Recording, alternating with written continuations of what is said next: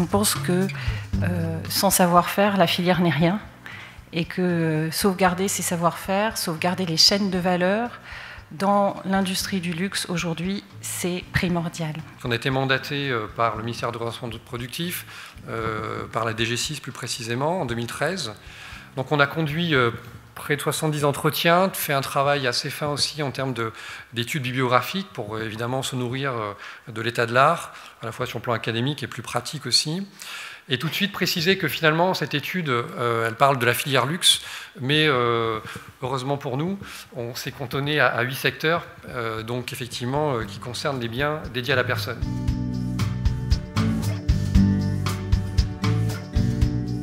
Alors les savoir-faire sont, je crois, véritablement au cœur de la compétitivité française et de ses industries créatives. C'est-à-dire que l'immense avantage de la France, c'est effectivement cette alliance un peu magique entre la création, le patrimoine, l'histoire, la culture, l'excellence et ses savoir-faire. Et on a véritablement, vous avez dit, une exception française qui est bien réelle.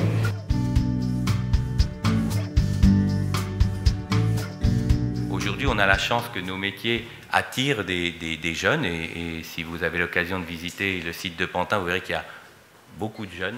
Après, c'est cet engagement sur une très longue durée et je pense que le savoir-faire passe aussi par ce côté amour du geste et répétition et tous les jours s'améliorer. Il y a à peu près un poste sur 2 d'artisan qui a un écran plat devant lui, un écran d'ordinateur. Donc l'écran d'ordinateur amène des informations sur le produit en question qui passe à ce moment-là. Et puis il est interactif, l'artisan peut renseigner en informatique ce qu'il fait, ce qu'il a fait, s'auto-contrôler, etc. Donc vous avez cette juxtaposition très apparente, très optique de l'informatique avec la main de l'artisan.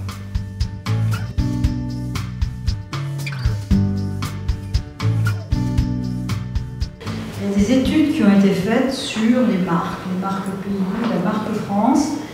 Et la marque France est associée à, j'allais dire, ces maisons d'excellence, ces maisons de luxe, cet artisanat, ces savoir-faire et cette créativité. On est tous passionnés par les savoir-faire, et dans le savoir-faire français aujourd'hui, il y a une grosse part d'innovation et une grosse part de transformation des savoir-faire ancestraux pour créer quelque chose de nouveau.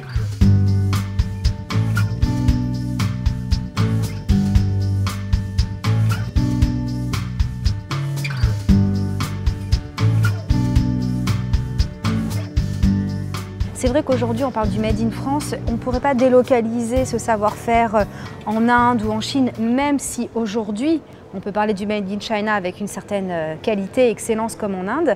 Mais chacun a son savoir-faire et c'est ça qui va faire l'excellence, l'exception française. Il y a vraiment tout un passé historique aussi de la France qui permet en fait de justifier aussi cette histoire et ce raffinement extrême. Ce sont vraiment mes interrogations du quotidien. Est-ce que le savoir-faire en France est viable? Est-ce qu'on a perdu toutes nos compétences? Est-ce qu'on peut en remettre certaines? Est-ce que quand on est jeune, on peut créer un atelier ou est-ce qu'il faut forcément reprendre une maison qui existe déjà? Voilà, c'est toutes mes interrogations d'aujourd'hui. Donc, du coup, cette conférence tombait à pic. Si vous voulez fabriquer Made in France dans la chaussure, il y a très peu de solutions, très peu de solutions. Et dans 10 ans, on aura une perte totale de savoir-faire en France. Donc cette conférence m'a permis de prendre un petit peu de recul sur les enjeux un peu macroscopiques, de comprendre quelles étaient les synergies entre les problématiques communes entre tous ces secteurs. L'aspect humain a bien été mis en avant dans cette étude, notamment la relation entre les créateurs, les artisans et les entrepreneurs, qui sont parfois une seule personne ou 3 personnes, mais c'est ce dialogue, ce travail en commun qui font que les grandes idées naissent et les grandes marques se développent et les petites peut-être dans le futur.